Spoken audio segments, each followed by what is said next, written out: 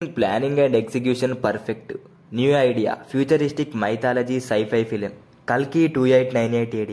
ఫిబ్రవరి 26, 2020న ప్రభాస్ ఈ ప్రాజెక్ట్ని రివీల్ చేశాడు. నాగేశ్విన్ చాలా టైం నుండి ఈ స్క్రిప్ట్ అండ్ స్క్రీన్ ప్లే పైన వర్క్ చేస్తూ ఉన్నాడు.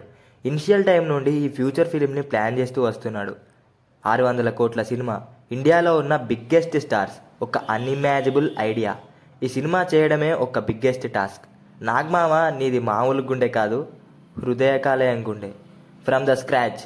ఈ కల్కి వరల్డ్ బిల్డింగ్ అనేది మంచిగా టైం తీసుకొని వరల్డ్ బిల్డింగ్ న్యాచురల్గా ఉండాలని ఆనంద్ మహేంద్రాని రిక్వెస్ట్ చేసి 4 years ఒక కార్ చేశారు. అదే బుజ్జి. ఫ్యూచర్లో గ్యాజెట్స్ కొత్తగా ఉండాలని ఆ టీంతో గన్స్ అండ్ గ్యాజెట్ చేయించారు. క్రియేటివిటీ ఉన్నోడు ఆడియన్స్ని సర్ప్రైజ్ చేస్తాడు. ట్రైలర్ అనేది ఒక అద్భుతం జరిగింది. ఎందుకంటే lots of care and determination for the film was never went for loss.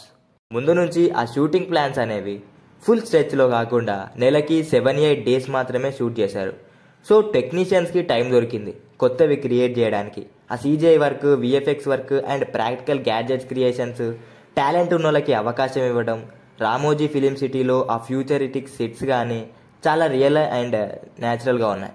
World బిల్డింగ్లో అరీ అలెక్సా 65 మోషన్ క్యాప్చర్ కెమెరాని వాడారు. First Indian film to use this technology. 90% filming అనేది రామోజీ ఫిలిం సిటీలోనే జరిగింది. అమితాబ్ బచ్చన్ సీన్ రైడర్గ్ మెట్రో స్టేషన్లో జరిగింది. దిశా పటానితో romantic track royal palace of క్యాసెస్ట్రాలో జరిగింది. ఇటలీలో దీన్ని షూట్ చేశారు. జనవరి 2023 ఫిల్మింగ్ అయిపోయింది. VFX వర్క్ జరిగింది.